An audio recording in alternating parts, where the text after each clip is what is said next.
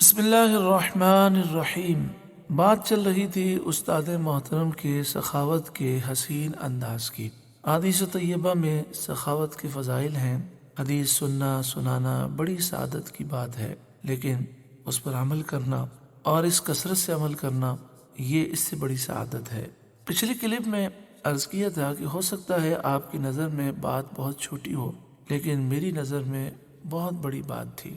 امیر المجاہدین جہاں بھی تشریف لے جاتے، مثلا کراچی تشریف لاتے، قیام فرماتے، جب یہاں سے لاہور واپس جانے کے لیے آپ وہاں سے نکلتے تو جہاں رہائش ہوتی وہاں جتنے خدام ہوتے، ڈرائیور ہوتے، گارڈ ہوتے، ان سب کو آپ ہدیہ دیتے، انہیں آپ تحفہ دیتے۔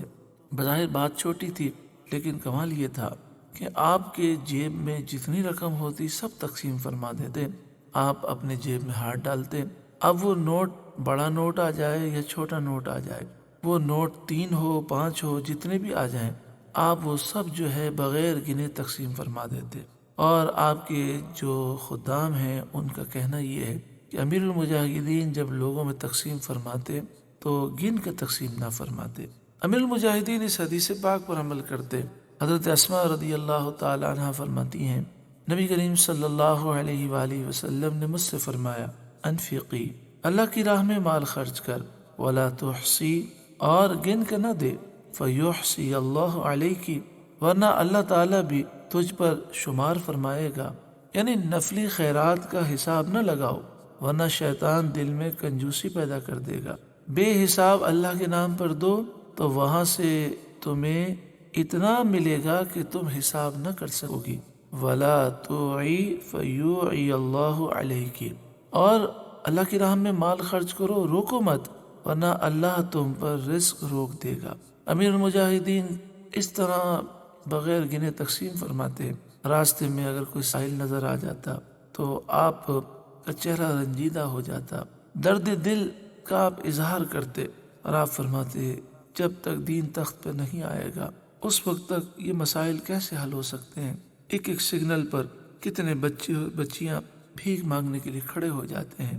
پھر آپ ایک جملہ یہ بھی ارشاد فرماتے کہ اگر خدا نخواستہ یہ بچی ہماری ہوتی تو ہمیں کتنا افسوس ہوتا، احساس ہوتا، لوگ کتنی غربت میں مبتلا ہیں اور تھر کے بچوں کے ساتھ کیا سلوک ہو رہا ہے۔ اس میں آپ کی سخاوت کا انداز بھی ہوتا، امت کا درد بھی ہوتا۔ پھر آپ ایسے غریب بچیوں میں، غریب لوگوں میں جب مال تقسیم کرتے تو بس اوقات وہ 50 کے نوٹ سے بھی راضی ہو جاتا، لیکن کبھی کبھی ایسا بھی ہوتا آپ ہاتھ ڈالتے، آپ کے ہاتھ میں جتنے نوٹ آتے۔ ایک دفعہ میں نے خود دیکھا، ایک غریب کو آپ نے دینے کے لیے ہاتھ ڈالا تو ہزار کے 5 نوٹ آ گئے، آپ نے اسے دے دیا۔ اللہ تبارک و تعالی ان کے صدقے میں ہمیں بھی سخی بنائے۔ اگلی کلپ میں ہم سماعت کریں گے کہ آپ فرماتے ہیں کہ ایک حدیث پاک نے مجھے بہت سبق دیا بڑا، شاید آپ کے یہ بھی الفاظ تھے کہ اس حدیث پاک نے میری زندگی کو بدل دیا۔ انشاءاللہ تعالی ہم اگلی کلپ میں سماعت کریں گے۔ آخر میں آپ کا ایک عظیم فرمان ہے، آپ نے ارشاد فرمایا، اگر تمہارے ہاتھ تلوار نہیں اٹھا سکتے تو حضور کی تلوار کی نفی مت کرو۔ اللہ تعالی ہمیں جذبہ جہاد عطا فرمائے، شوق شہادت نصیب فرمائے، آمین، صلی اللہ علیہ وآلہ وسلم۔